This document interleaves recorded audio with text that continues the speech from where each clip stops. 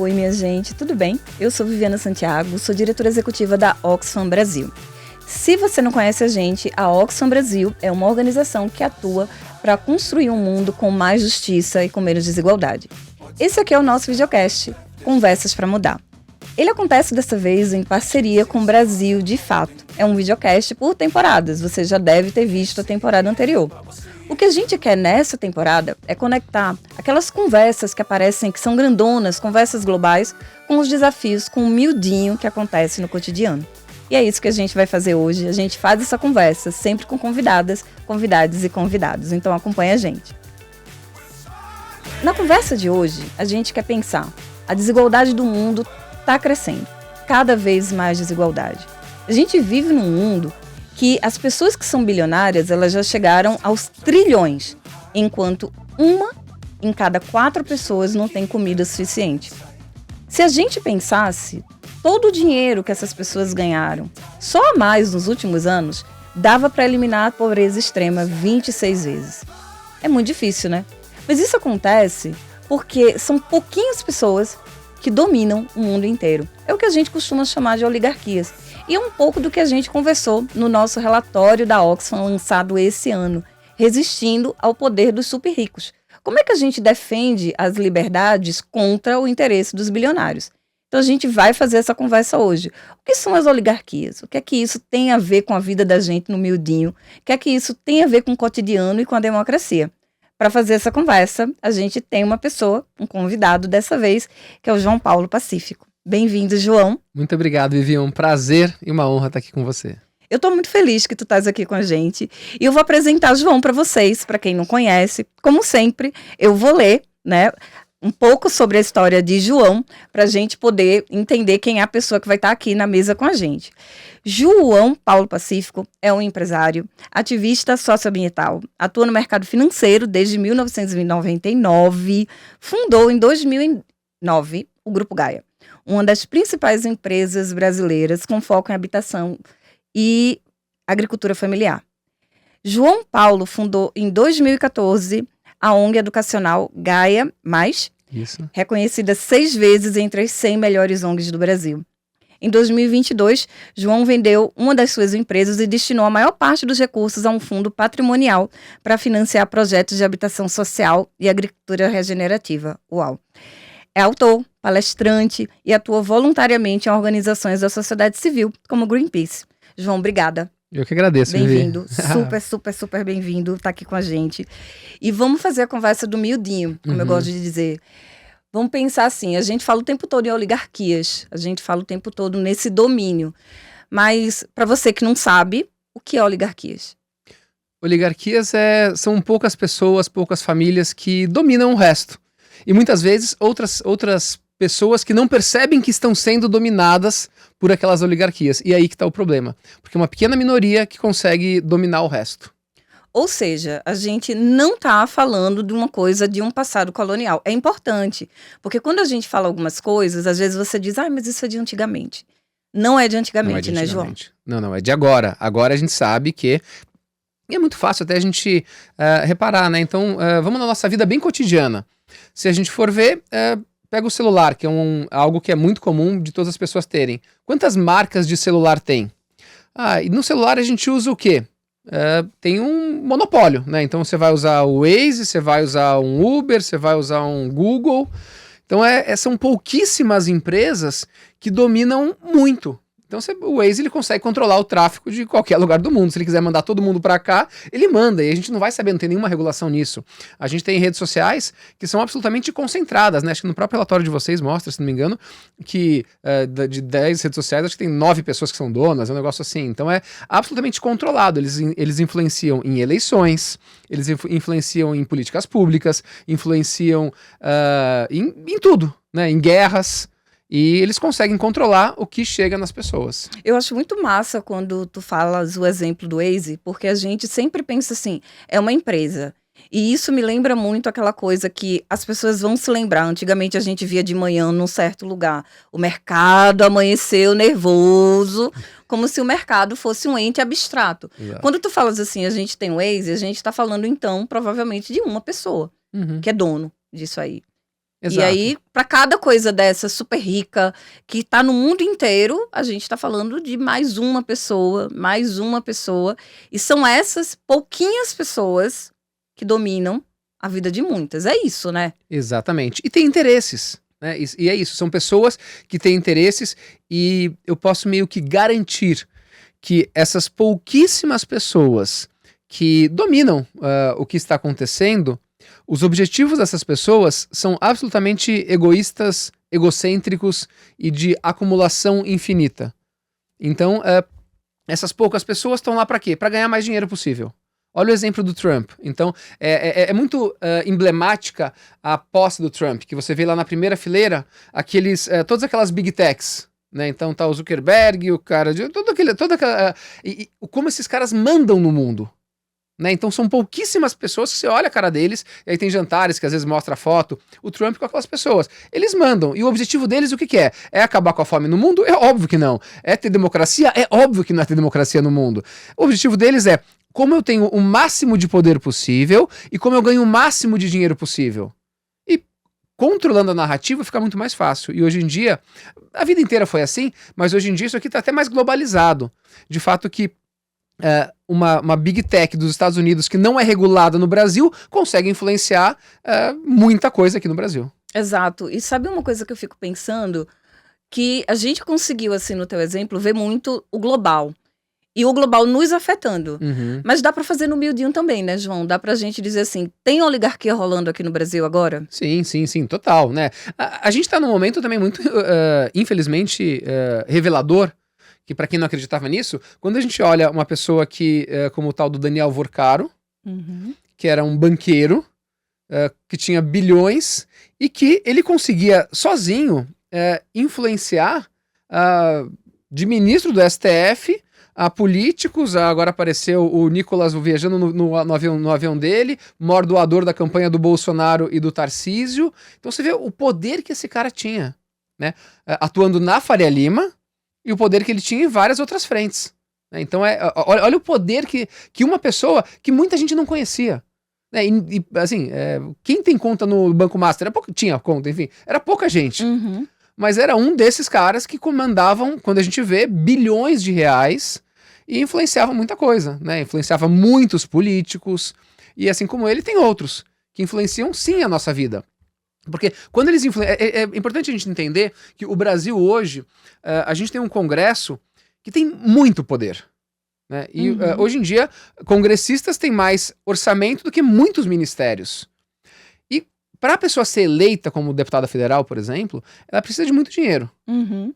E por isso que a gente vê que lá não representa a sociedade. Né? Qual que é o percentual de pessoas negras, qual é o percentual de pessoas indígenas? Indígena tem uma lá, né? Tinha duas, a Soninha que virou ministra e a Célia. Enfim, a gente sabe que lá não representa o Brasil, né? Lá mais da metade é representante da bancada ruralista, né? A bancada do agro. Quantas pessoas no Brasil são do agronegócio, né? São cabeças do agronegócio? É pouquíssima gente que são donas das propriedades. E como essas poucas pessoas são representadas por mais da metade do Congresso? Não faz sentido isso. Exato. E duas coisas que eu acho que é importante a gente dizer. Quando o João está falando agro, você sabe que a gente não está falando de comida. Porque o agronegócio no Brasil não produz comida, produz commodity. Quem produz comida é a agricultura familiar. É importante porque todas as vezes que a gente vê alguma coisa citando o agro, a tendência é contar para a população de uma maneira geral como se fosse, olha, é isso que alimenta você, é isso que mantém você de pé. Não é não. Isso faz um efeito, inclusive, muito ruim. Porque quando a gente pensa que a nossa produção é commodity, Exato. Então o preço do alimento aqui no Brasil, ele varia por conta dessas commodities, como é que elas são vendidas no exterior. Ou seja, afeta para o mal. E uma outra coisa que eu acho que eu queria resgatar do que tu falastes, é muito essa dimensão de como essas pessoas elas conseguem se fazer presentes em cargos públicos. O nosso estudo ele vai dizer um dado que eu acho chocante, que esses super ricos eles têm 4.000 vezes mais chance do que uma pessoa normal de assumir um cargo público. Exato. Porque é isso, para você ser eleito ou eleita no Brasil, não sei se no mundo, mas precisa de muito dinheiro. E esse muito dinheiro, ele não vai para representatividade da população. Ele vai para quem tem muito dinheiro. Então, aí fica essa panelinha e que uma pessoa representante da população dificilmente chega lá. Por isso que a gente tem esse congresso que realmente é inimigo do povo. Né? E é um negócio que se retroalimenta, porque eu estava conversando outro dia com o Boulos, ele falou que não muito tempo atrás, cada congressista cada deputado tinha cerca de 5 milhões de reais, e daí ele falava assim, ó, então eu vou destinar para a obra neste hospital. E daí o executivo, o governo, falava, ok, esse hospital precisa. Então ele indicava, o Ministério da Saúde falava, tá, precisa, e liberava. Hoje em dia mudou, hoje cada deputado tem mais de 50 milhões de reais. E aí tem o negócio que eu esqueci a palavra certa, mas é impositivo. Então ele fala assim, eu vou comprar dentadura para a cidade inteira. O Ministério não pode falar, não vai comprar não. Ele decide o que ele quer fazer. Por isso que, e aí vai para onde? Vai pro curral eleitoral dele, que compra voto, e por isso mantém esse congresso que é absolutamente inaceitável e que não representa a população. Exato. E tem um processo para mim que é quanto confunde a população. Porque a gente pensa muito nessa lógica de que, ai meu Deus, é um governo popular de esquerda. Tudo bem, a gente está falando de um governo popular de esquerda que é uma frente ampla, amplíssima, que virou um megazord de tão ampla, que é o que a gente está aí, né? A gente está vivendo tempos que foram necessários, mas que têm suas consequências. Esse megazord dessa frente ampla, amplíssima, amplérrima, tá aí. Mas quando a gente não consegue entender como esse Congresso atua e em defesa de que interesses, a gente pensa que tudo que a gente vê de fragilidade nas políticas públicas tem a ver com o governo. E a gente não vê como é que a gente vai ter boas políticas públicas com o orçamento todo capturado. Exato. O que é que sobra para o executivo, né, nesse processo? E eu acho que falta muita visibilidade, né, para essa questão, mas que me parece que é um pouco intencional, essa coisa dessa narrativa. Quais são as narrativas, né, que viram as narrativas hegemônicas? E aí o que eu estou formulando aqui para te fazer enquanto pergunta é se o que chega para as pessoas enquanto narrativa tem a ver com comunicação. A gente percebe a influência de super ricos, oligarquias também na comunicação. Muito, muito, muito. E é super interessante mais pro que a gente vê muitas vezes até a forma como escrevem títulos de matéria. Né? E você vê que sempre tem, pelo título da matéria, você consegue direcionar o que você quer que o leitor entenda daquela matéria. Né? Então agora até eu estava vendo dos ataques no Irã, e aí quando você quer minimizar alguém, ou em Gaza teve muito isso, quando você quer minimizar alguém e quando você quer minimizar o dano feito por alguém. Então, vamos minimizar o dano feito por Israel. Aí você vê como eles constroem essa narrativa. Então, a mídia hegemônica, ela tem esse interesse, né, de defender quem? Quem paga a conta dela. Então, é muito difícil você ver os grandes grupos de comunicação e de mídia falarem a real sobre o agro. Eles não falam. É muito difícil eles falarem sobre o mercado financeiro, mas expor as coisas que estão acontecendo lá, eles não falam sobre isso. Por quê? Porque é quem paga a conta deles. E que são os donos deles também. Né? Olha, o próprio MST. Quantas matérias positivas a gente vê do MST em nenhum lugar? É absurdo. O MST pode doar 1 trilhão de comida e não falar assim, foi doado 1 trilhão de comida, mas não vai falar quem foi. Por que isso daqui? Porque não interessa. E aí eles controlam isso. A gente vê em várias frentes, né? O Nicolas, ele faz um uso muito disso de deturpar mensagens. E o Nicolas, ano passado, né? Quando ele fez não sei se foi ano passado ou retrasado, aquela questão do Pix, ele conseguiu derrubar uma fiscalização do Pix que ajudou o crime organizado. E não aconteceu nada com ele. Ele consegue criar assim as pessoas, e daí espalha essa mentira dele, né? A gente não sabe como, que consegue espalha quem interessa, e a gente sabe que o crime organizado também está no Congresso, também está nos municípios, está bem espalhado cada vez mais, e tem políticos que trabalham para eles. Exato, eu fico pensando muito nessa dimensão. Esse episódio do Nicolas no ano passado foi um conteúdo assim que me chamou muita atenção, né? De mostrar como a gente tem uma captura mesmo, não à toa, né, quando a gente fala de redes sociais, a gente está falando de milionários, de bilionários. Sim. E do próximo trilionário. Né? A gente sabe de quem a gente está falando. Minha gente, não existe outro campo onde tenha mais gente rica. O nosso relatório vai falar isso. As redes sociais, inteligência artificial, ou seja, é o domínio da comunicação. Né? E aí, as postagens do Nicolas, eles tinham um alcance de 1.000, né? Tava ali na chave do 1.000. Essa postagem especificamente teve alcance na chave de milhões e milhões e milhões. O que não seria possível num fluxo orgânico.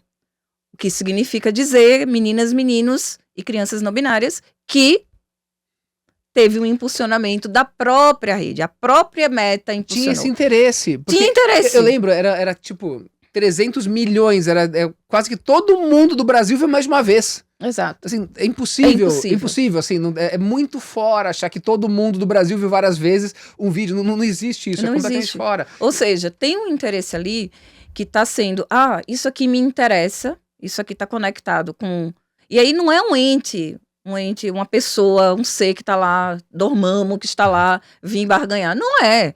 É uma pessoa que tem ali, é uma pessoa. Eu acho que a conversa aqui, ela precisa fazer as pessoas entenderem que a gente está falando de pessoas que têm interesses e que essas pessoas, ao longo dos anos, elas estão comprando jornais, quando os jornais tinham todo o impacto na sociedade, mas continuam comprando. Os principais jornais do mundo estão sendo adquiridos, né, pelas pessoas super ricas, redes sociais, né, e cada vez mais um alinhamento dessas pessoas que são donas, né, das empresas tecnologias, inteligência artificial, redes sociais, com essas políticas de extrema-direita, tem muito mais a ver com esses processos de reprodução da riqueza. Porque por que é interessante, né, você tá aí nesse processo? Porque você garante a sua permanência nesse país sem pagar imposto, sem que sua riqueza seja tributada nesse processo. E aí você influencia no contexto político. Então, influenciar que determinados discursos avancem é importante. E eu acho que é uma pessoa. Né? Oligarquia, a gente não está falando de um ente abstrato, a gente está falando de interesses de pessoas que vão participar de governos das mais variadas formas. Né? No nosso estudo a gente fala, né, de essas pessoas vão atuar como consultores, né, de governos, essas pessoas vão atuar ocupando cargos. A gente viu, como tu disseste, né, um presidente bilionário com uma série de assessores bilionários que estão defendendo o interesse de quem? Deles. Exato. 100% deles, exatamente. E isso acontece no Brasil e lá fora, né? Aqui, quantos bilionários do agronegócio estão no Congresso? Ou estão diretamente afetando decisões do Congresso? A gente passou ano passado o Congresso passou o PL da devastação, que é horroroso para o meio ambiente. Não faz o menor sentido. Um ano de COP no Brasil conseguiram passar um projeto de lei que destrói a questão ambiental no Brasil. E por quê? Porque interessa a pouquinho. Quem do Brasil, vamos pensar assim, o Brasil tem 210, 220 milhões de pessoas. Quem do Brasil vai se beneficiar, acho que todo mundo vai perder porque o clima afeta todo mundo, mas quem vai se beneficiar diretamente com a destruição ambiental? É meia dúzia de pessoas. O trabalhador não vai se beneficiar. A pessoa da cidade não vai se beneficiar. Pelo contrário, né? A gente tá vendo o que aconteceu agora em Juiz de Fora, todas essas catástrofes ambientais. Vai se beneficiar meia dúzia de bilionários que vão poder desmatar muito mais para plantar soja.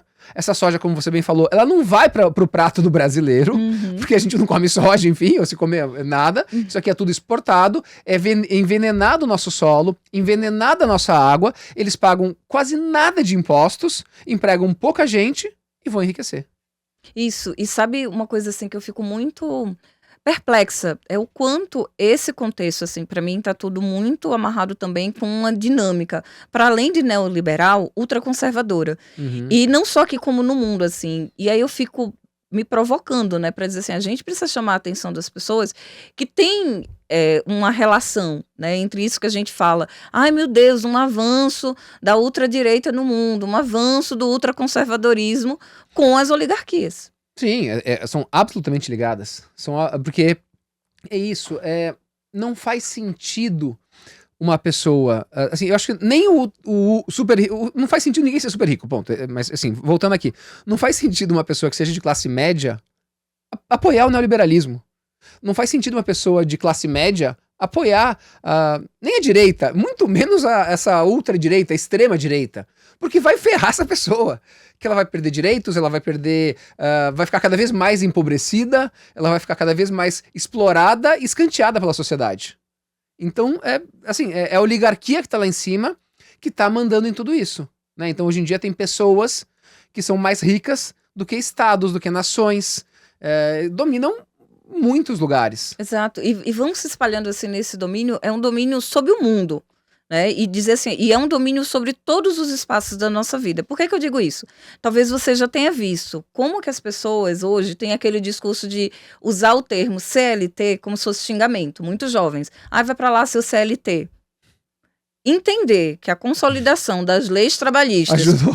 que nos protegem a todas e todos enquanto trabalhadoras e trabalhadores, como é que isso virou xingamento, tem tudo a ver com o que a gente está conversando agora. Exatamente, é uma construção narrativa que a pessoa não percebe, que assim, ela só perde, ela só tá perdendo, ela tá ficando cada vez mais para trás. Né? E interessa aqui, né? Porque eu acho que, como tu disseste, dá pra gente usar esse exercício de pensar como é que CLT virou xingamento para mostrar onde é que tá cada um desses personagens que a gente falou agora. Primeiro a gente vê que é uma narrativa. Exato, exato, porque assim, vamos lá. Como que é a construção? Tem uma pessoa maravilhosa que conseguiu empreender e virou bilionário, então você pode. Quando você vai entender aquela história, aquela pessoa herdou, ela roubou, ela explorou, ela fez isso e aquilo, não é nada daquela história. E você jamais será um bilionário. As pessoas têm que entender isso aqui, ninguém vai ser bilionário. A não ser quem tá fazendo, quem herdou ou fez coisa muito errada. Como é o caso do Vorcaro lá agora, que já era muito rico e ainda assim fez coisa muito errada. Só que daí as pessoas acreditam nessa, olha que lindo, vou chegar até lá. Basta você querer que você chega, é a meritocracia. É lindo, assim, é sedutor esse discurso. Que se você pode, você consegue chegar lá. Mas, assim, as pessoas têm que entender que elas estão sendo marionetes, né? De alguém que tá lá em cima mexendo nelas, assim, pra ganhar mais. Totalmente. E pensar assim, por exemplo, esse discurso. É alguém que, meu Deus, eu batalhei, virei um bilionário. Coffee. Bom, essa pessoa posta esse discurso na rede social. Essa rede pertence a uma pessoa que diz assim, uau, que massa, é isso mesmo que eu quero que as pessoas acreditem. E aí a gente vê que esse discurso é o discurso que avança. E a gente, enquanto Oxfam, a gente vive esse desafio. Porque vários dos nossos conteúdos, eles não avançam. Para quem entende de rede social e desse trabalho com rede social, tem conteúdos que a gente pode impulsionar. Você pode pagar um valor para que esse conteúdo chegue mais longe. Né? E tem conteúdos que eles vão sendo distribuídos porque as pessoas compartilharam, é o que a gente chama de compartilhamento orgânico. As organizações, de uma maneira geral, elas impulsionam seus conteúdos, que é para que a gente possa distribuir melhor entre territórios, para que a gente possa fazer chegar nesse público que a gente elegeu. Mas adianta? Não. Não adianta, porque, inclusive, a nossa saída do antigo Twitter se deu por dois aspectos. Primeiro, porque a gente identificou que não fazia o menor sentido a gente estar lá, numa perspectiva de dizer o que a gente está fazendo aqui nessa rede. Não adianta a gente acreditar que a gente é uma voz pregando no deserto, porque os nossos conteúdos não chegam. Não adianta o quanto que a gente impulsione esse conteúdo, ele não avança. E segundo, porque tinha um total desalinhamento com tudo aquilo que a gente é enquanto organização. Sim. Então, se a gente fizer o exemplo, pensando na outra pessoa, uma outra organização, por exemplo, que tiver mais alinhada, esse conteúdo avança. Então, alguém que está dizendo que CLT é coisa do passado, que CLT é xingamento, esse conteúdo vai para todo mundo. E é isso que viraliza. Porque tem alguém lucrando com essa ideia de que CLT precisa acabar. E a gente não vê isso. Aí fica esse monte de menino e menina achando que é xingamento chamar alguém de CLT e acreditando que a vida vai ser muito melhor sem direitos trabalhistas. É uma narrativa incrível, né? Conseguir convencer alguém disso, né? É melhor você não ter nada do que você ter a segurança, né? Você ter... Enfim, é muito absurdo como essa narrativa cresceu e tomou a mente de pessoas que deveriam estar... E tem uma outra coisa interessante, que é o seguinte... Interessante, enfim. Ruim. João, quando eu não gosto de uma coisa e não posso dizer, aí a pessoa fala, Vivi, o que você acha disso? Eu digo, putz... Eu digo, é interessante.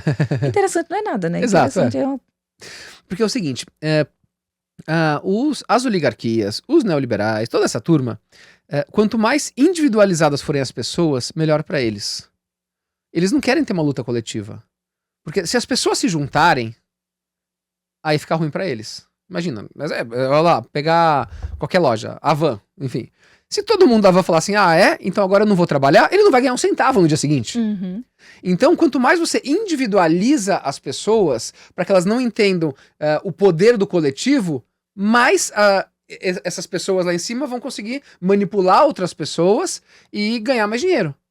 Porque quando as pessoas começam a pensar, opa, peraí, Se a gente se juntar, será que a gente consegue uma coisa melhor? Ah, consegue. Então vamos se juntar aí movimento social, sindicatos, grupos, enfim. Aí você consegue talvez mudar a realidade. Mas a narrativa é individualiza cada pessoa. Você, e individualiza cada pessoa e cria uma outra narrativa de vencedor e perdedor. Uhum. Então você tem que ganhar do seu amiguinho, tem que ganhar do outro, tem que ganhar do outro. E aí fica cada um querendo derrubar o outro, enquanto o pessoal tá lá em cima, assim, só olhando, dando risada. Cada pessoa é um concorrente, né? Eu não olho para essa pessoa como alguém que pode construir coisa comigo.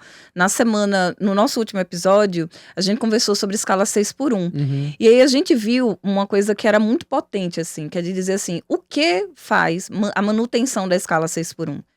Não ter tempo. Mas esse tempo é para quê?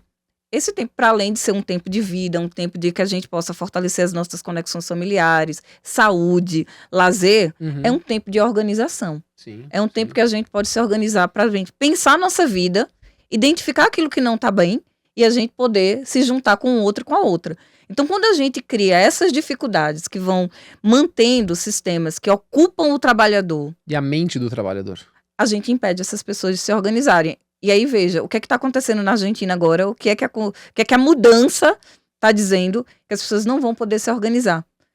Deu um passo a mais. Além de garantir que você nunca mais vai ter um minuto de sossego lá, está dizendo, olha, se qualquer pessoa quiser se organizar, um sindicato quiser chamar uma assembleia, tem que pedir autorização para o patrão. Exato, não existe. Qual a lógica disso? Que interesse é defendido aí, né? É individualismo. E é o que eles querem, né? Então, e esse é o objetivo. E as pessoas têm que entender que isso é bem simples. Pensa que qualquer pessoa tem uma empresa. Quanto mais ela explorar o trabalhador, mais explorar o meio ambiente, o fornecedor, mais ela vai ganhar. Então, por isso que ter uma legislação forte é o que impede o oligarca de espremer as pessoas. Então, por isso que as pessoas têm que estar juntas e ter um Estado forte que segura isso, porque senão aí vai sobrar 3 pessoas em inteligência artificial e acabou para todo mundo. E aí entra outro problema, que é a inteligência artificial. E aí o ChatGPT, para mim, é um dos piores, né? E daí mostra que ele está alinhado ao Trump. O ICE contrata, o ICE que é aquela polícia que mata imigrante, que, enfim, usa o ChatGPT. Eles começaram a liberar agora também conteúdo sensual, e isso é um risco enorme, especialmente para as mulheres e meninas, né? Pô, você vai lá, vai pegar a cara de alguém, vai colocar uma inteligência artificial para criar uma mentira e vai começar a espalhar. Olha o risco disso. Só que eles querem ganhar dinheiro. Exato. E eu estava conversando com meu filho e ele falando assim, olha, de todas as inteligências artificiais, a pior de todas, num sentido assim, bem de ficção científica, é o ChatGPT. Porque em todos os testes que são feitos, ela é a única inteligência que mataria um humano. E aí, eu não estou falando assim de um futuro distópico em que as inteligências assumiram a humanidade e vão matar. Não, eu estou falando assim, quais são os valores que inspiram a formulação dessa inteligência para que ela entenda que ela pode matar um ser humano. Não, e tem vários casos do ChatGPT, inclusive, de pessoas que estavam com pensamentos suicidas e que foram incentivados pelo ChatGPT a seguir adiante. E tem famílias, enfim, processando o ChatGPT em outros países, que quando foram ver as conversas... Porque antigamente tinha uma lei que falava assim, se alguém falar isso aqui, fala na hora, responde, ligue para tal lugar, que é um centro de apoio à vida, enfim, e tira desse ambiente. Mas não, como objetivo de todas as redes sociais, é você permanecer lá o máximo de tempo possível, porque quanto mais tempo você ficar lá, mais ela ganha. Enfim, rede social, que é você ficar viciado lá, fica lá, quanto mais tempo você tá lá, mais ela vai ganhar. É prender a atenção da pessoa. Então... Pô, se a pessoa falou que quer fazer isso aqui, você conseguir segurá-la comentando sobre isso, incentivando ela a fazer alguma coisa, você vai ganhar mais dinheiro. E essa é a lógica e do ChatGPT especialmente. Tem um movimento nos Estados Unidos chamado Quit GPT, que é saia do ChatGPT. Eu participei, assinei, fiz vídeo, enfim, divulguei e saí. Antes eu usava, eu parei de usar porque pra mim é pior. E a gente tem que entender que... A inteligência artificial hoje ela traz um risco também, porque ela passa a pensar pelas pessoas. Sim. E as pessoas começam a ficar cada vez mais burras. Sim. Porque você vai lá e vai perguntar tudo. E você não pensa, você não escreve mais um texto, você não faz mais nada. A opinião sua vira a opinião dela. E se a gente imaginar que por trás tem alguém que tem um objetivo catastrófico pra gente. E você tá entregando o seu cérebro pra essa pessoa, falar, ó, toma aqui meu cérebro, pensa por mim. Pô, acabou. Essa pessoa vai destruir todos nós. E eu acho muito massa, assim, da gente pensar como é que isso acontece no miudinho? Toma aqui meu cérebro. Que não é tipo assim, vou pegar, sabe? Tem eu acho que é uma capa de um disco de 70, alguma coisa de Raul Seixas, que ele canta aquela música assim, que as pessoas que comem cabeça de gente gostam mais de comer cabeça de gente pensando. É a capa do disco, é como se fosse uma mesa e a cabeça dele aberta para as pessoas comerem. É um negócio fantástico, uma música fantástica. Mas não é exatamente assim. A gente dá o nosso cérebro quando a gente não se atenta para que esse processo de escrita por nós, que o chat GPT faz, é iluminado pelas intenções de uma pessoa. Exato. Pensar, tipo assim, olha, quem são as empresas de inteligência artificial? Quem domina essas empresas? Como tu disseste no começo, essas pessoas não têm um compromisso com a vida. Não, nem um pouco. Minha gente, eu vou dizer uma coisa, para quem tá rezando aí todo dia, Deus, me faça um bilionário para eu liderar pelo exemplo. Não existe a menor possibilidade de você ser um bilionário e isso não ter a ver com o processo de exploração. Ponto. Não tem. Acabou-se. É impossível. Então, se você é uma pessoa legal, não queira ser bilionário, não. Queira pagar suas contas em dias, não ter que pensar tanto em boleto, não ter que parar. Tudo bem, mas bilionário tem a ver com o processo de exploração. 100%. Quem detém essas empresas são bilionários. Exato. Então, quando a gente diz, pensa por mim, ChatGPT, é o pensamento do bilionário. E o bilionário tem uma questão também. É o seguinte. Digamos que a pessoa herdou um bilhão. Então ela nasceu, não teve culpa da exploração dos seus pais, avós, enfim, mães. E ela uma pessoa bilionária, se ela não tem um peso na consciência enorme, tem alguma coisa errada. Sim. Porque 1 bilhão é muito fora da realidade. Então, uma pessoa que... beleza, caiu no meu colo 1 bilhão. Pô, quanto você precisa para viver muito bem, mas muito bem a vida inteira, e para os seus filhos, filhas, alguém que viver muito bem, X. É muito menos do que 1 bilhão. Uhum. É muito menos. Tem aquele número que a gente fala, né, porque, bilhão. Quando a gente transforma em tempo, né, 1 milhão de segundos são 11 dias, e 1 bilhão de segundos são 32 anos e 6 meses. Então a diferença entre quem tem 1 milhão e quem tem 1 bilhão é a diferença entre 11 dias e 32 anos. Uhum. E daí a gente pega uma pessoa como Jorge Paulo Lemann, que é um brasileiro bilionário que deu golpe na Americanas, que deu alguns golpes por aí, e ele tem aproximadamente 90 bilhões. Então o que ele tem é o equivalente a 300 anos. Se fosse falar, então, eu tenho 1 milhão, eu sou milionário. Ok, se eu tenho 1 milhão, o Jorge Paulo tem 300 anos. Eu tenho 11 dias, a comparação de um milionário pro Jorge Paulo é a diferença de 11 dias para 300 anos. Exato. E sem contar que é em dólares, né? E não faz sentido. Não faz. Não faz sentido alguém ter isso, não faz. E eu digo assim, olha, mesmo se tivesse caído no seu colo 1 bilhão... Doa 90% disso. Para você se manter, porque é isso, né? Eu acho que o nosso relatório vai dizer que no ano de 2025, a riqueza dessas pessoas entre 2024 e 2025 aumentou mais de 80%. Só o que foi excedente foi quase 13 trilhões. Isso dá mais ou menos 5 bilhões por dia que essas pessoas têm, os super ricos, nesse ano. E isso está completamente conectado com a ascensão do governo Trump. Com tudo que o Trump fez para proteger grandes fortunas, né? E que fez com que essas pessoas acumulassem muito mais. Ou seja, não interessa manter, para quem é bilionário, as pessoas querem crescer. Mas para manter, não tem como fazer isso sem ter exploração. Exato. Porque quando você volta, diz assim, por que é que consegue manter bilhão? Né? Olha, é legislação que protege grandes fortunas, legislação que impede, né, a gente ter tributação. Então tem um processo aí que garante que esse interesse ele seja mais importante do que o interesse de todo o resto da humanidade. E as pessoas têm que entender o seguinte: a gente tem uma quantidade de dinheiro, né? Tem uma quantidade de dinheiro aqui e tal, enfim, de recursos minerais, naturais, e é limitado. Até a quantidade de recurso natural é limitado, de dinheiro é limitado também. Para alguém que tem muito, crescer tanto assim, tem um negócio que chama transferência de riqueza. Uhum. Esse bilionário, ele não criou dinheiro do nada. Para ele aumentar isso aqui, esse dinheiro ele saiu da mão de alguém, do bolso de alguém, e foi pro bolso dele. E se os bilionários enriqueceram tantas vezes mais, de onde veio esse dinheiro? Da turma de baixo. Uhum. Então é isso, e a desigualdade é isso. É uma transferência de riqueza. Então essas pessoas pagam pouquíssimo imposto, né, lá em cima. A turma de baixo vai pagando imposto e vai enriquecendo os super ricos. Então você tá fazendo cada vez o quê? Tá empobrecendo a classe média, empobrecendo as pessoas mais empobrecidas também e enriquecendo meia dúzia de pessoas. E com um discurso que é aquele discurso que criminaliza a pobreza. Eu lembro que há uns anos atrás, quando eu morava em Recife, um homem me falou assim, quando eu era pedreiro, eu saía de casa de 4h30 da manhã e chegava em casa mais ou menos 5 horas da tarde. Eu batia laje o dia todinho. E eu ganhava um salário mínimo. Ele dizia, mais ou menos, a minha hora de trabalho valia R$5, batendo laje o dia todinho. Mas todo mundo acha que eu sou pobre porque eu sou preguiçoso.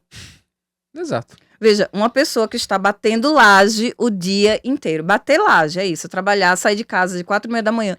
Veja os esgarçamentos, né? Dos vínculos familiares. Quem sai desse horário convive o quê com a família? Nada. Quem volta esse horário batendo laje o dia inteiro volta para dormir. Mas ainda existe essa camada, né, de dizer. E eu acho que é por isso que todo mundo acredita na coisa do seja um bilionário. Porque é legal ser bilionário. Você que é pobre, você é quase um criminoso. A criminalização da pobreza é um discurso, ainda é uma narrativa muito forte. Sim, e quando a gente vê, a gente não precisa ir muito longe. Nas últimas eleições municipais de São Paulo, teve uma aberração chamada Pablo Marçal. Que era uma aberração, que ele falava, basta você mudar a sua mentalidade. Ele falava umas coisas assim que é completamente... Fora todos os crimes que ele cometeu, né? Ficou inelegível depois, inventou um monte de mentira. Ele falava aberrações. E ele só não foi pro segundo turno porque ele ultrapassou muito o absurdo de pegar um atestado de um médico morto pra inventar uma mentira sobre o Boulos. Assim... Se não fosse, acho que ele superou muito o nível de absurdo e de mentiras. Mas ele ficou meio ponto, menos de um ponto atrás do primeiro, acho que foi o Nunes no primeiro turno, e ele teria ido pro segundo turno. Então, assim, a população acreditou nesse ser chamado Pablo Marçal. E tá muito errado isso, né? Exato, esse discurso é o discurso que cola. Acho que pensar sobre isso é pensar sobre caminhos de solução. Então a gente vai fazer uma pausa agora a gente vai para o intervalo para pensar na volta um pouco a partir. E aí, gente, a gente vai fazer o quê? Né? A gente está fazendo, mas a gente precisa fazer mais. Então, esse aqui é o podcast e videocast Conversas para Mudar, da Oxfam Brasil, dessa vez em parceria com o Brasil de Fato. Eu vou dizer de novo, você já sabe, mas não custa lembrar. Se você acredita na comunicação popular, ajuda o corre. Então você entra lá em apoia-se.org/Brasil de Fato e contribui com quanto você puder e quiser para fortalecer a comunicação popular. Hoje, no Conversas para Mudar, a gente está falando sobre o impacto das oligarquias na manutenção da desigualdade e o risco da captura das nossas liberdades. A gente está fazendo essa conversa com João Paulo Pacífico, empresário e ativista. A conversa muito massa. João, vamos pensar. E aí, cara, o que a gente faz? Né? Caminhos. Como tu vês, assim, por exemplo, saídas, assim...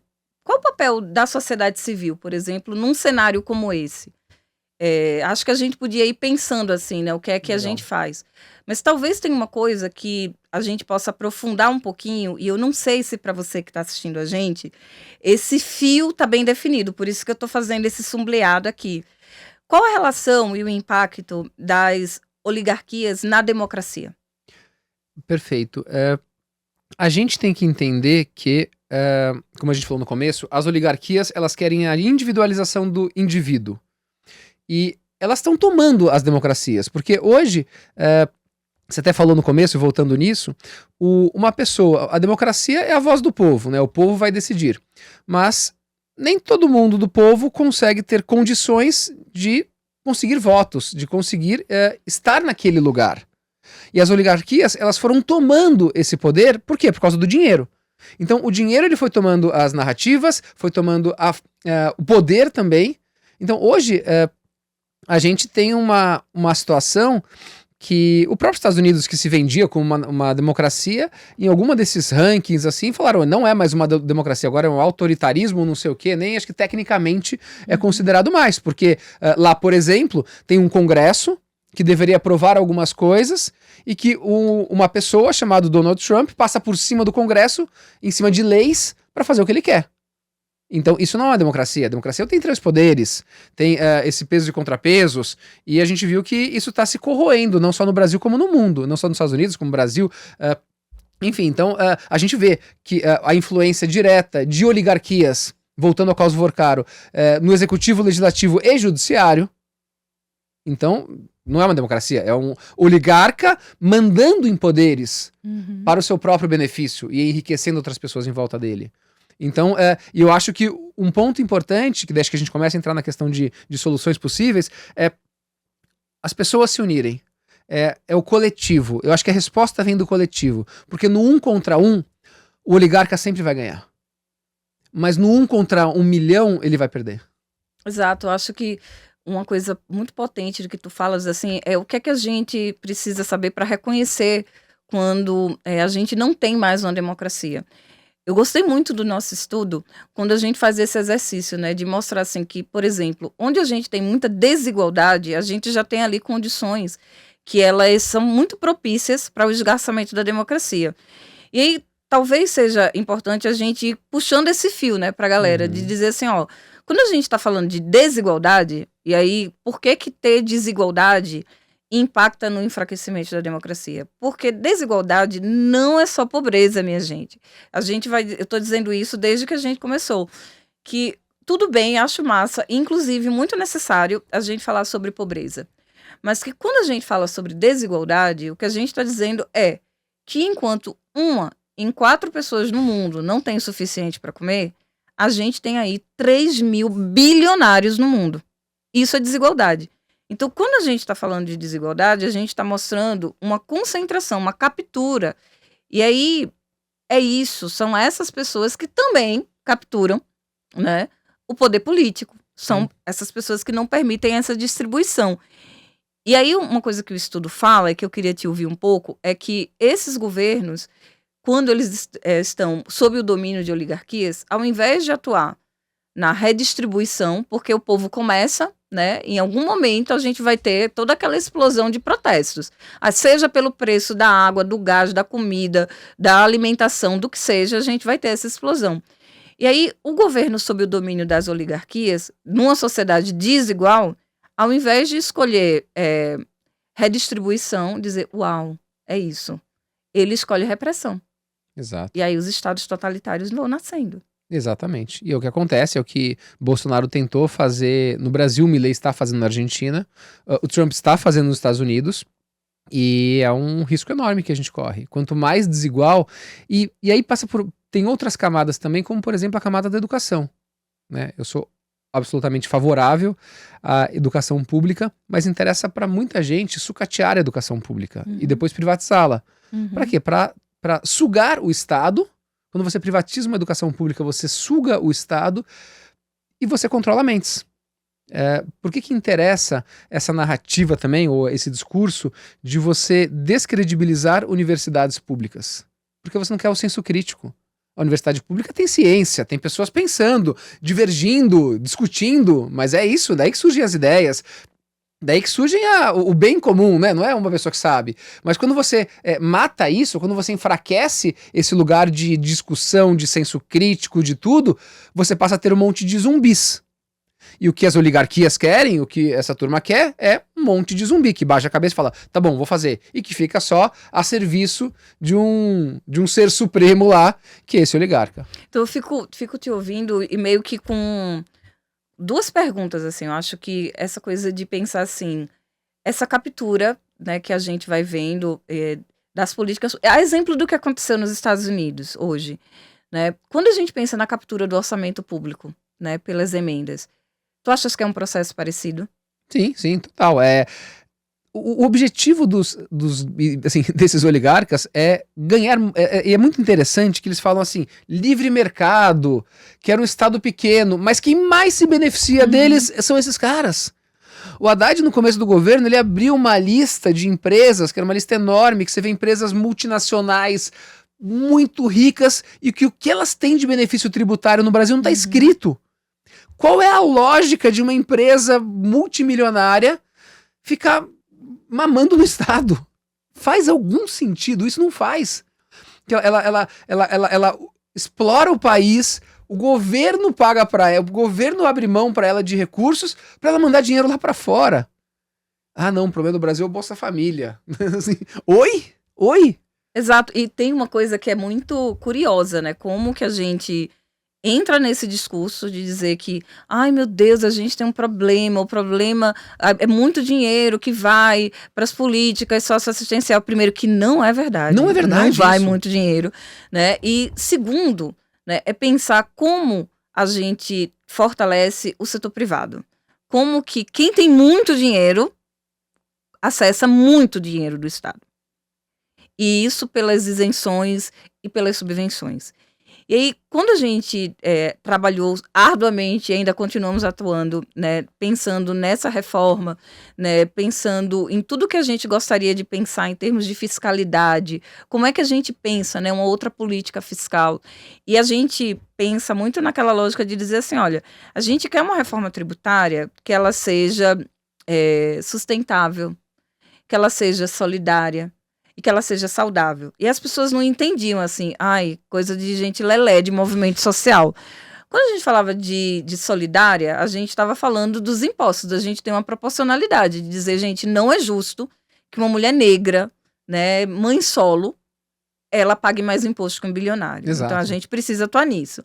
Segundo ponto é pensar como a gente precisa, né, atuar dentro das políticas que não promovam o fim, né, do planeta Terra. Então tem que ser sustentável e tem que ser saudável. E aí eu vou chegar aqui no saudável. Porque as indústrias de ultraprocessados e de alimentos açucarados. O quanto que essa galera lutou e luta, né, para não pagar imposto a mais. E um produto que produz um dano na alimentação, que gera um impacto no nosso sistema de saúde, né? E a guerra que essas pessoas fizeram. E aí, quando a gente fala as indústrias, parece que a gente, de novo, está falando de um monstro mau. Mas a gente está falando de pessoas que têm interesses muito nítidos, né? E aí, começa a sucatear, a atuar nesse sucateamento da política pública e tentar fornecer uma coisa como um produto. Ah, eu tenho uma boa prática de educação. Essa mesma empresa de produto ultraprocessado, açucarado, e aí oferece um produto que é mágico, que vai chegar em todas as escolas. Isso para mim é que é muito bizarro, sabe? Sim, e você tocou um ponto importante. A gente viu a CT tem um trabalho acho que interessante também de combate a essa indústria do ultraprocessado e como é uma indústria poderosíssima que está adoecendo o país. Além de individualmente as pessoas adoecerem, tem um custo para o Estado, um custo de saúde pública disso daqui. E é um país como o Brasil, que tem condição de ter uma agricultura familiar tão rica de alimentos que fazem bem de verdade para as pessoas, acaba sendo tomada, e a gente tem esses desertos alimentares, em que as pessoas acabam comendo só ultraprocessados, especialmente as pessoas em maior vulnerabilidade econômica, e não têm acesso à comida de verdade. E aí a importância até do MST. E aí a gente vê como que deturpa isso. E uma coisa também que acontece é que você pega, tanto na questão de ultraprocessados, essas grandes indústrias, até nas que devastam o meio ambiente, como JBS, como Vale, enfim, são muitas vezes, entre muitas aspas, eu vou não falar grandes, são doadoras de recursos para greenwashing. O que é o greenwashing? Então, fundo JBS da Amazônia. Os caras devastaram tudo e mais um pouco. Mas eles doaram um negocinho lá e fazem, não sei o que, fundo Vale pra não sei o que. Os caras mataram o Rio Doce, fizeram não sei o que, destruíram populações indígenas, mas estão doando, fazendo um programa que, segundo eles, é incrível. Daí aparece e fazem propaganda e patrocinam a COP. Olha como eles são legais e tal. A Cargill também agora, a gente viu lá no Tapajós. Então, essas grandes indústrias, elas destroem. E daí elas pegam uma coisinha assim e tentam fazer um carnaval dizendo que elas são maravilhosas e que estão fazendo o mundo melhor. Né? Exato. E tem, pra mim, um ponto que tu tocaste que é fundamental. Quer dizer assim, olha, a gente também é um mundo em que a gente já passou, né, de um ponto de não retorno. Essa é uma das coisas assim que me deixa mais devastada, assim, quando a gente pensou todo o impacto nos recifes de corais e dizer, cara, aqui é um ponto de não retorno. Isso é muito grave e é isso. Mas, como... Ao mesmo tempo, isso também tem sido usado para que as pessoas que são muito ricas, elas continuem muito ricas. Porque agora, em nome, né, da transição justa, em nome da transição de combustíveis fósseis, agora, gente, quem é que tem dinheiro para ser dono de uma empresa que vai instalar torre eólica? Quanto custa isso? Então, ter muito cuidado com esse processo de dizer, mas é porque agora a gente está pensando a gente precisa deixar o combustível fóssil e taca a ter vento e água. Bem, primeiro que esse não é o caso do Brasil. A nossa matriz, ela já é uma matriz Sim. que mais de 60% não é de combustível fóssil. Então, essa sanha desesperada, essa questão não é nossa. Essa questão é completamente dos super ricos. É que é aquele negócio, né? Onde que eu posso ganhar dinheiro? Então, onde eu posso ganhar mais dinheiro? Eles vão. Agora tem isso aqui, vai todo mundo nisso. Eles querem. O objetivo deles, infelizmente, é explorar o máximo possível o que tiver na frente, qualquer oportunidade que tenha, para ganhar mais dinheiro. E assim, de novo, eu acho que eu fico muito com isso que tu disseste, né? De que essas pessoas, elas não estão com vontade de acabar com a fome, elas não estão com vontade de acabar, eu quero mais vacina para todo mundo. Muito pelo contrário. A gente está vendo o retorno de doenças que são muito graves por conta de que essas pessoas, elas estão fortemente alinhadas ao movimento anti-vacinas. Sim. Quando a gente tem medidas como a do presidente Trump, né, de simplesmente interditar, né, todo o USAID, você interdita, né, inclusive que vacina chegue para além, e isso é muito perverso, né? No nosso relatório a gente fala que se não houver uma mudança nessa política, a gente vai ter centenas de milhares de mortes completamente evitáveis de crianças e mulheres no continente africano, por conta da ausência de ajuda para comida e da ausência de ajuda para vacinação. Mas mais do que isso, porque é isso, né? Quando eu era da graduação, na minha outra vida de jovem, né, eu estudava abordagem holística. E a gente dizia assim, da Carta da Terra, né, que o homem não tece a teia da vida, ele é apenas um fio. O mal que ele faz a teia, ele volta a si mesmo. Então, com essa medida, né, os Estados Unidos não vão fazer isso, o sistema ONU, a gente não quer. O que é que tem acontecido? Doenças que estavam quase completamente erradicadas, elas vão voltar. E aí, o que a gente viveu com a pandemia da Covid, literalmente prepara. Sim. Né? Esse é o impacto. A gente viu o tamanho que o vírus pode causar, né? O estrago que um vírus pode causar. É triste isso, mas é uma realidade que tá acontecendo. E tu pensa, João, que pensar assim, olha, o que é que a gente podia fazer? Né? Que caminhos tu vê assim, olha, tu disseste muito desse processo de que esse discurso individualista não é o caminho. Então, essa disputa pela subjetividade da gente, né? Que a gente se conecte com uma ideia, né, de coletivo, né? De Ubuntu mesmo, né? Mas o que é que tu achas, assim, por exemplo, numa perspectiva de políticas públicas? A gente está num ano decisivo aqui para o Brasil de eleições. O que é que tu verias, assim, como caminhos que pudesse estar na mão de todo mundo? O que é que a gente podia fazer também? Vou falar uma coisa que conecta diretamente com o que eu faço, tá? Mas que não é política pública, mas que é um pequeno exemplo. A gente está no mercado financeiro, mas o mercado financeiro é um lugar que só explora, mas a gente é 100% o contrário disso. Então, a gente capta recursos para cooperativas do MST que produzem comida de verdade. Então, pensa que tem cooperativas que às vezes não conseguem, por algum motivo ou outro, acessar uma política pública como o Pronaf, ou acessam muito pouco. E tem milhares de pessoas que querem colocar o seu dinheiro numa coisa que faça sentido, que não querem financiar a Havan nem a Taurus, que está fabricando armas. E daí a gente possibilita que pessoas possam investir a partir de R$1.000 numa cooperativa do MST que vai pagar direitinho, que elas pagam mesmo, e vai produzir comida. E com isso a gente criou um movimento na Gaia a gente lançou essa semana uma operação de R$6 milhões que em minutos, em pouquíssimo tempo, acabou. E por que isso? Porque as pessoas entenderam, nossa, é o coletivo, não foi uma pessoa que... Foram muita gente que vai lá, nossa, eu quero investir nisso daqui. A Gaia é só uma entidade, mas dá para ter várias entidades da sociedade civil, enfim, pessoas, movimentos, enfim, que olham para isso e que começam a propor soluções também. Então, eu acho que uma mudança mais profunda, ela tem que vir de políticas públicas, sem dúvida nenhuma, mas nós também podemos nos organizar para trazer soluções. Por exemplo, há alguns anos atrás, há uns 10 anos atrás, a gente conseguiu pela primeira vez criar um programa para financiar reformas de casa na comunidade, com a Vivenda. Então a gente fez esse programa, deu certo, financiamos, tal. Agora, recentemente, teve Minha Casa Minha Vida para reforma, que foi muito baseado nesse projeto que a gente fez lá de trás. Então começou de organizações, de pessoas bolando algo que em algum momento foi lá e virou política pública. né? Então, o pessoal que estava envolvido na parte da construção, nessa operação que a gente fez mesmo, estavam com o governo até o final para criar esse programa. Mas veio de organizações, como nós, assim, e inclusive a Gaia participando disso. Então, eu acho que nós, como sociedade, temos que pensar o que eu posso fazer? Votar sem dúvida, pressionar sem dúvida, mas o que mais eu posso fazer? O que eu posso criar de solução que ajude o meu bairro, minha rua, minha empresa, minha ONG, minha não sei o quê? O que eu posso fazer? E eu venho tentando fazer isso. E sempre pressionando para que chegue na política pública, que daí você consegue ter uma transformação muito maior.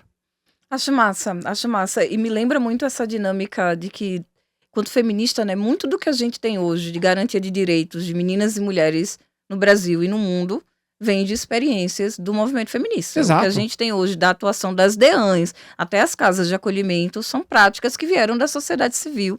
Então eu fico muito inspirada, né, por tua resposta. Obrigada, João, por ter vindo. A gente conversou com João Paulo Pacífico, que deu um pouco do tempo dele para esse corre daqui para a gente poder conversar. João Paulo Pacífico, empresário, ativista, super recomendo, né, que vocês acompanhem o João. Tem sido uma voz muito importante, muito corajoso, João. Sempre acompanho. Acho que a Audre Lorde, ela diz assim que o silêncio não nos protegerá. Exatamente. Então, acho que... Mas tem momentos na nossa vida em que o silêncio é tudo que temos. Uhum. Então, que quem pode falar, fale. Exatamente. Eu acabo usando um privilégio que eu tenho para... isso não quer dizer que eu seja melhor do que absolutamente ninguém, mas só usar meu privilégio com responsabilidade. Obrigada, João. Muito bom mesmo conversar contigo. Valeu, Vivi. Obrigado, foi um prazer. Obrigada. Então, gente, acompanha a gente, divulga, né, esse episódio, apoia a comunicação popular. Esse é um corre muito importante. Então, apoia-se.org /Brasil de Fato. Vai ser muito massa, né, poder continuar fazendo isso. Obrigada e acompanha a gente.